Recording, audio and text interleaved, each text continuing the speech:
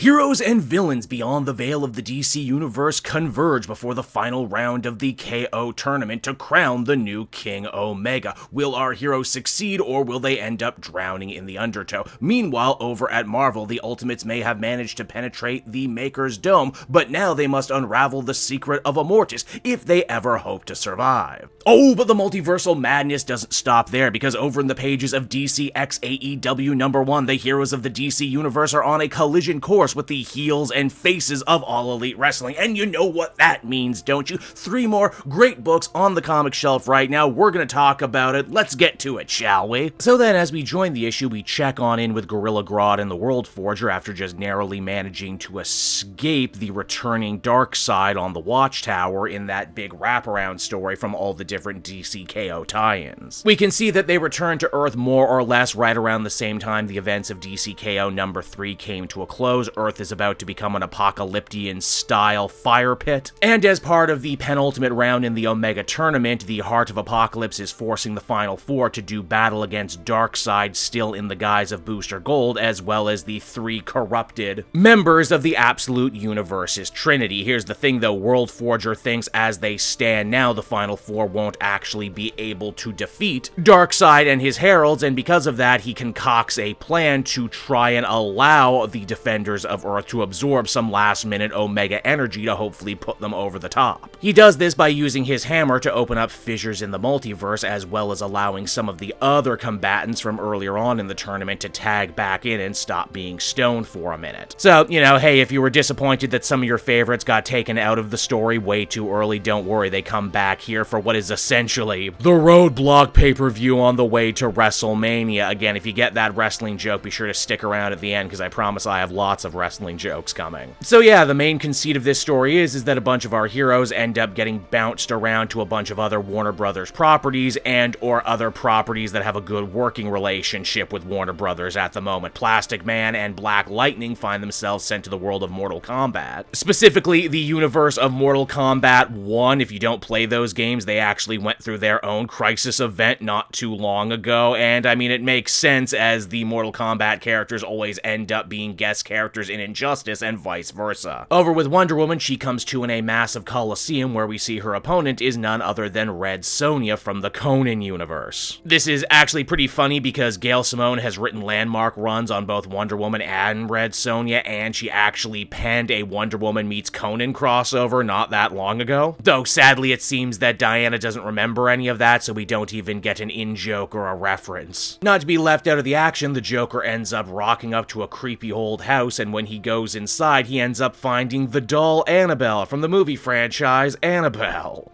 In case you don't follow horror movies, Annabelle is all based around a supposedly haunted doll as claimed by famous demonologists and paranormal investigators, the Warrens. And hey, you know what? Because I might never get a chance to say this anywhere else, fuck the Warrens. They were sleazy con people, even by the admittedly low standards of the paranormal community. Ed, the husband, was almost certainly carrying on a deeply inappropriate relationship with their 15-year-old babysitter, and Lorraine recanted everything that the couple had done in their career on her deathbed, and I think the Annabelle movies only serve to reputation watch some really shitty people. Then again, also, the guy who currently owns the real Annabelle in real life died under very mysterious circumstances not that long ago, so, you know what do I know?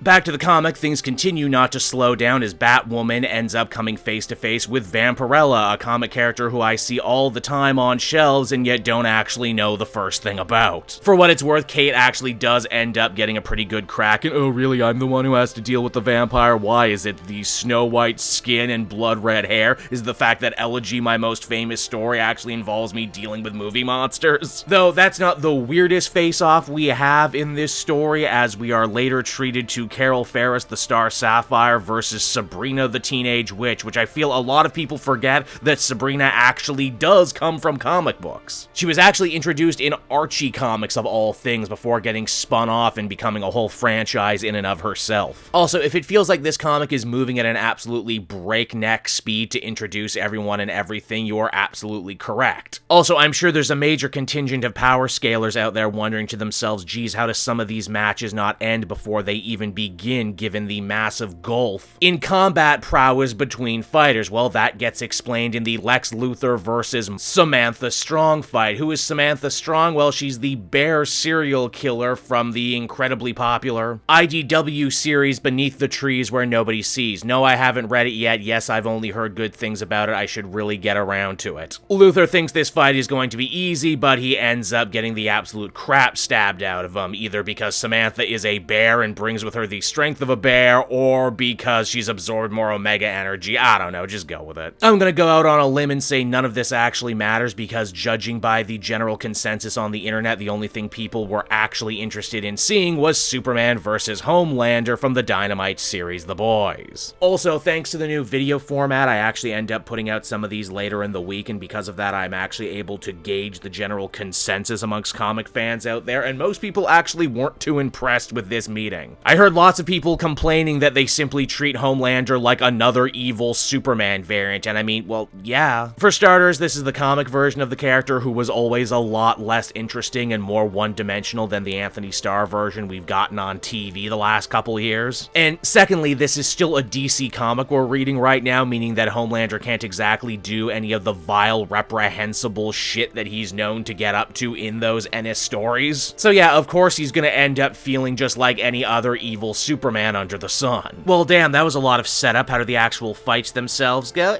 You know, some are fairly entertaining. I actually enjoyed Plastic Man and Black Lightning winning against Sub-Zero and Scorpion right away, only to realize far too late that they are operating under the rules of Mortal Kombat, meaning that there's always going to be a round two. Meaning they get taken by surprise. Furthermore, it's not actually Scorpion who says his trademark, "Get over here." It's actually Eel who ends up doing it. Wonder Woman and Red Sonja seem evenly matched, but even when Diana loses her sword, she ends up rallying back by using her bracers to turn Red Sonja's own force against her, which is actually like the second time she's won a battle in DCKO by using that trick. Superman claims that in terms of heat vision, him and Homelander are actually fairly evenly matched, but Superman is able to outthink and outmaneuver Homelander and ends up more or less dog-walking him. And I mean, like, yeah, Superman has way more experience fighting other Superman-level foes. Homelander, on the other hand, has less powers than Superman overall and also less experience fighting other people on his level. Yes, he might be hot shit by the standards of his world, he might even be near a god, but when you put him in the DC universe, dude might not even be cracking the top 10. Don't feel bad, though, if you feel somehow you have been denied your death battle-style showdown you've been building up in your mind forever, because at the end of the day, none of these fights ultimately end up mattering at all. You see, World Forger starts losing control, and all of these different fights start bleeding into one another, turning into one massive melee for control and dominance that threatens to swallow up the entire Omega tournament before it can even properly reach its conclusion. Don't worry, though, this is actually where Gorilla Grodd ends up stepping in, who has admittedly not actually done much in this story, despite them building him up as super important since the events of We Are Yesterday in JLU. Basically, Gorilla Grodd uses his mental powers to allow the heroes and villains of the DC universe to forget their inhibitions and power through and end up absorbing all the extra Omega energy that will hopefully end up making all the difference in the final 2 rounds of the tournament once we get back to it in DCKO number 4.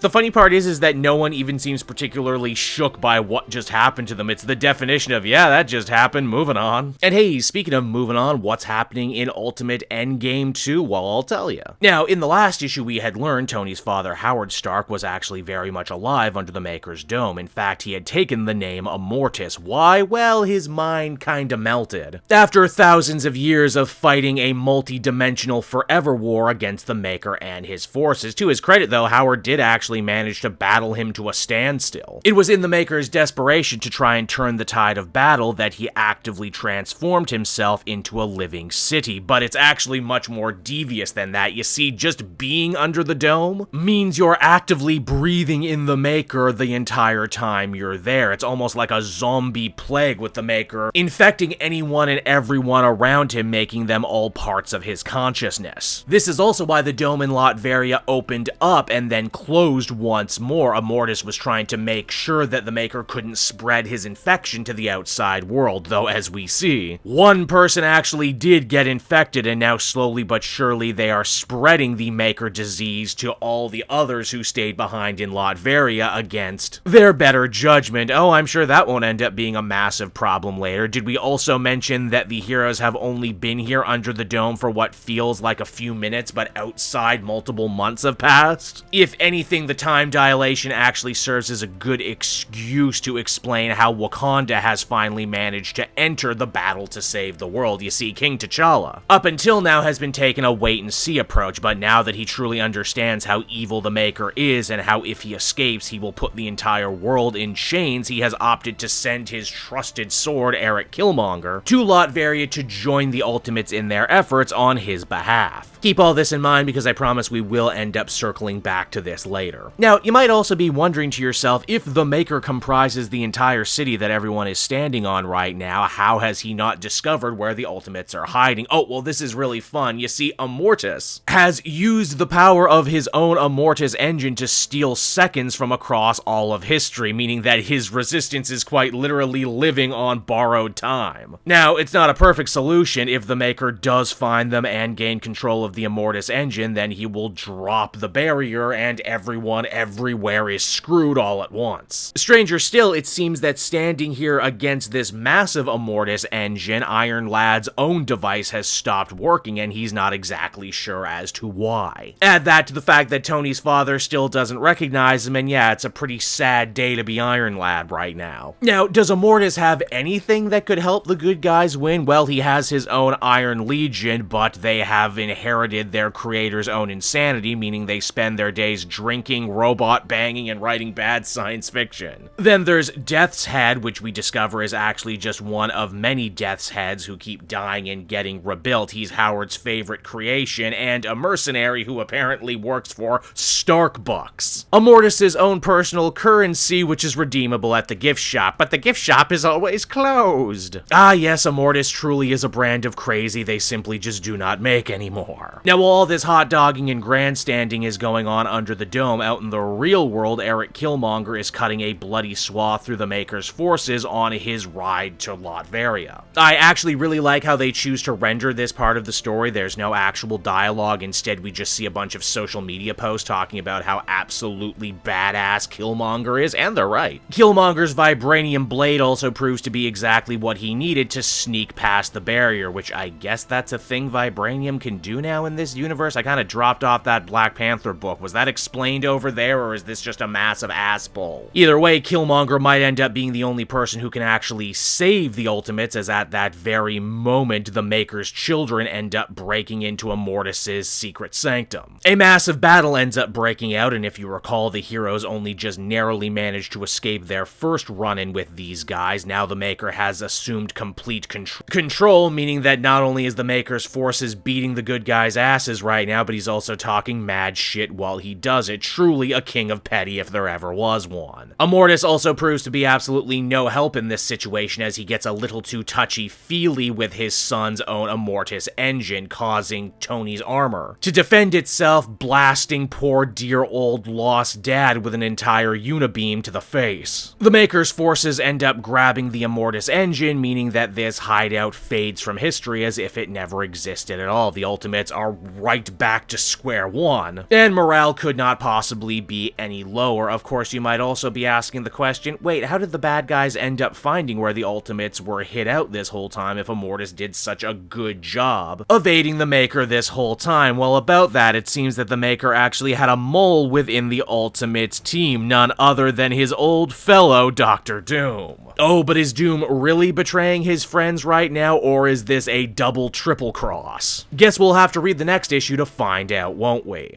And with that, we finally come to DC X AEW #1, the other big DC crossover story happening this week. And let me tell you, as a Day Zero AEW fan, this might be one of the most excited I have been for a crossover in a very long time. How big an AEW fan am I? Well, let me tell you, this tracksuit I'm wearing right now, this is one of 300. I bought this off one of the Young Bucks' wives before the company actually started, right around the time they originally formed the Elite. I know it's one of 300 because Kenny Omega told me at a convention. On my desk right now, I have my Eddie Kingston action figure, the only wrestling figure I own, but I keep this on my desk at all time. Eddie is actually a big comic fan, and I know for a fact he watches a ton of the channels that I've collaborated with over the years, and even written for, like Johnny Two Cellos. I don't think he watches my channel, but I hope we can change that with this video. That's not all, too.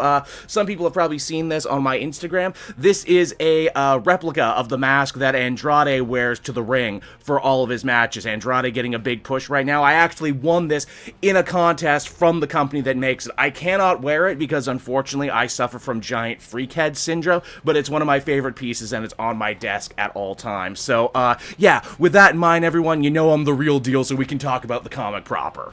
Okay, so what exactly is this big crossover about, you might be wondering? Well, once again, we are introduced to Jeremy Adams' creation, Wham, which is short for Wrestling Across the Multiverse. He invented the Federation over in his Flash book, and the group has been coming back a lot recently thanks to the events of DCKO, though this crossover is not actually a part of DCKO, in case you're wondering. It would seem that at AEW's famous yearly Forbidden Door pay-per-view, a special event wherein different companies all come together to put on dream matches, Wham was the guest, and their women's champion put up her own IG title against AEW's Mercedes Moné, a bout that she would end up losing because, in case you didn't know, Mercedes Moné, aka the former Sasha Banks, has been on an absolutely legendary belt collecting streak as of recently. Like, seriously, the sort of thing that would make Ultimo Dragon blush. Starshame, though, is a sore loser, and instead of just giving up the belt, she decided to shatter all the pieces and send those pieces across the multiverse. This is all recapped to us by AEW's owned mass commentator Excalibur, who in this story is joined by none other than Booster Gold and Skeets giving color commentary. Also, A+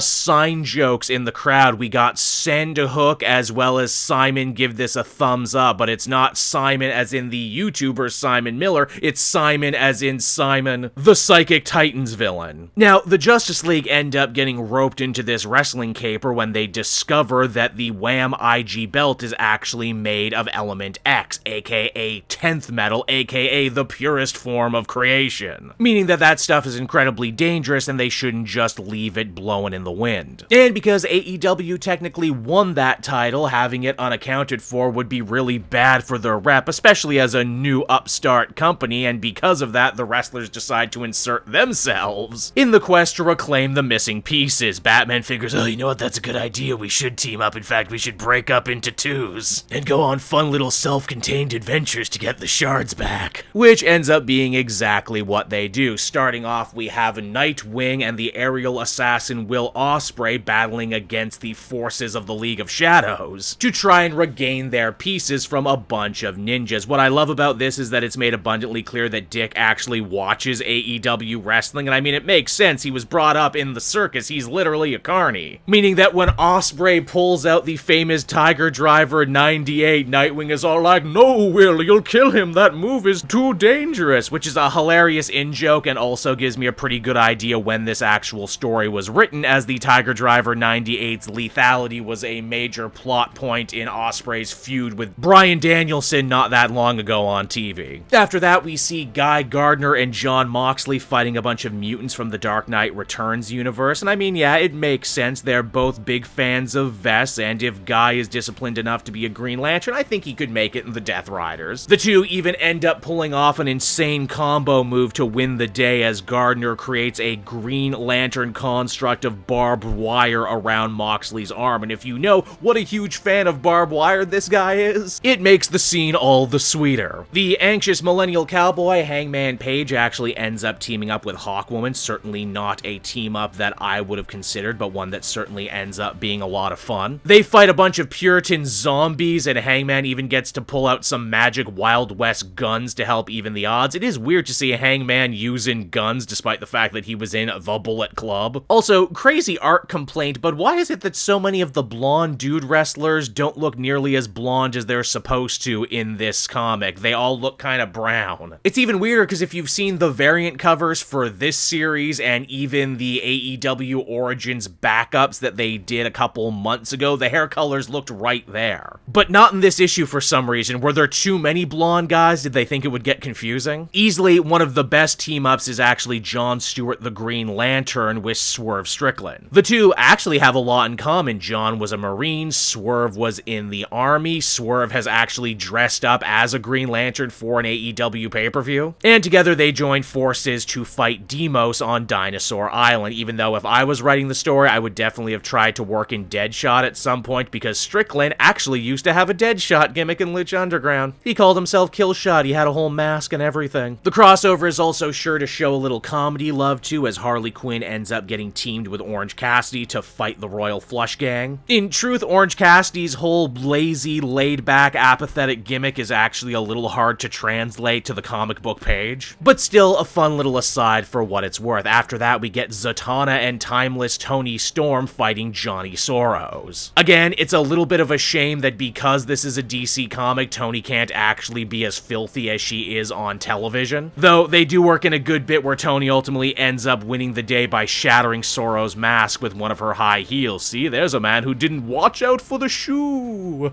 I also cannot help but feel that somewhere out there, poor Anna Jay is absolutely inconsolable that she didn't get to team up with Zatanna when we stop and consider that she had a Zatanna gimmick when she debuted in AEW. Wonder Woman gets to team up with Willow because they're both incredibly positive, feel-good characters. Together, they overcome the ancient Greek mother of monsters, and honestly, just seeing Willow with a sword is just damn cool in and of itself. She should really do this on television at some point. Surprisingly, Batman chose to hang out with Darby Allin, or sorry, Mr. Allen, as he keeps calling him, in a very fun show of respect. They both instantly get along because they're dark and serious, and they're also not afraid to put their bodies through hell to get the job done. Together, they do battle against the Joker, though really should it not have been Two-Face, what with Darby's whole half-skull thing going on? Now, no AEW showcase would be complete without the best bout machine himself, Kenny Omega. He crashes a meeting between Bane and Intergang, meaning that he has to end up going mano-a-mano with the man who broke the bat, and it makes a lot of sense to involve Bane here because he is so obviously a luchador, despite the fact that I don't think the books have ever made that connection before. You might also be thinking to yourself, hey, why doesn't Kenny have a superhero counterpart like all the other wrestlers? Oh, he does. He actually has a mother box in his pocket this whole time, which he can use because all Canadians are actually capable of utilizing New God tech. I bet you didn't know it, but it's true, so you learned something from watching this video. Now, with all the shards mostly accounted for, the only thing left is to actually grab the strap, brother.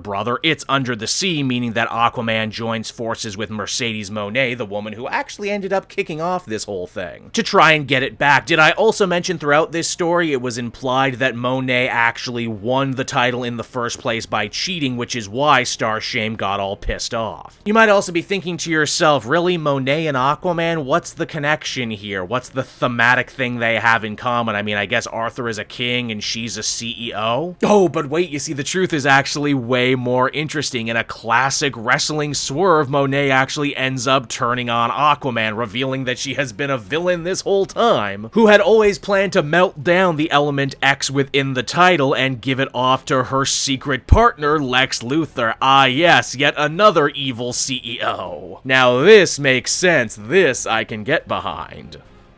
And so there you have it, everybody. 3 more massive books on the shelf right now, all of wildly different quality. First up, we have DCKO Boss Battle, and if you've been following me on the channel, you'll know I've actually been way nicer to DCKO than I think a lot of people out there. I respect the book for doing something different. I truly appreciate the wrestling-style writing that goes into actually, making this one work as an event and, as a tournament arc and as all these other things. Now, that being said, if DCKO is wrestling, then Boss Battle #1 is probably a good example of bad wrestling writing, of just bad booking from start to finish. The fights themselves aren't nearly as interesting as you might assume. They're not given near enough time to breathe, and while I certainly hate using the term member berries, yeah, a lot of this just kind of comes down to member berries. Hey, remember Mortal Kombat? Hey, remember The Boys?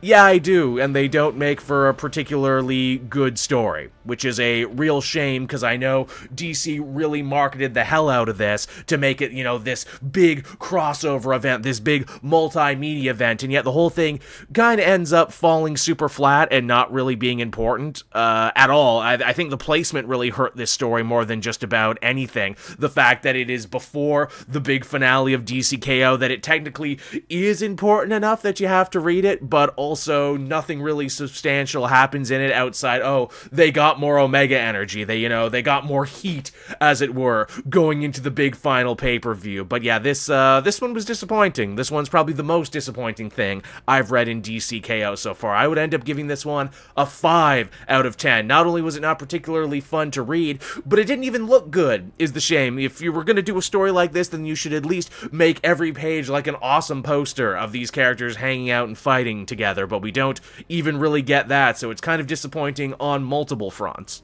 Then we have Ultimate Endgame issue number 2, and after really liking the first issue and feeling that it and what Dennis Camp was doing with the Ultimates kind of reignited my love and passion for what was going on in the Ultimate story here as we enter the final chapter, this issue kind of lost me again. It's not bad, don't get me wrong, but it feels like they kind of wasted a lot of time meandering here, which is a shame because it feels like you only have so much time left to get stuff done. I enjoyed Immortus. I loved crazy-ass Howard Stark. I thought he was fun. I thought he was funny. I had a good time with him, but I feel like there wasn't a lot of momentum in this story. I do appreciate that they continue to build the Maker as an interesting, different kind of threat. It's not just that he is a living city, it's that his actual mental projection now is infecting everyone and everything around him, meaning that even if the heroes get out of the dome, that still doesn't necessarily mean that the fight is done, and that there's still a good chance that the Maker could hit the cosmic reset button on this whole thing.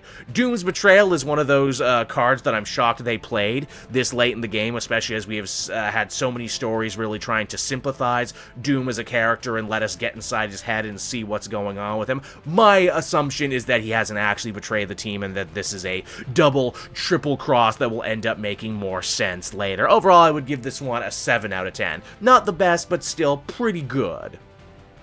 And then, of course, closing everything out, we had DC X AEW issue number 1, and man, let me tell you, this was everything I wanted to be. This was pure, uncut fan service joy. Steve Orlando clearly knows the material, clearly knows the characters, knows what he's working with, and manages to give us very fun, short little segments that are only like 2 pages apiece that end up being really satisfying. But more than anything, unlike DCKO Boss Battle, which is a one and done where they only had one issue to do these big dream match crossovers and they kind of ended up shitting the bed on it, this is actually going to be an ongoing series, meaning we actually have time to grow the concept, to actually play in the space and do more with it. And man, I am so excited. Issue 1 made me so happy. Again, the art, a little inconsistent. Like I said, the hair is kind of bugging me, but that's a small issue in the grander scheme of things. Overall, I would say this one was a great, positive experience. If you were a fan of DC Comics, if you were a fan of AEW, you will probably enjoy this as much as I did. I will actually give this one an 8.5 out of 10, and I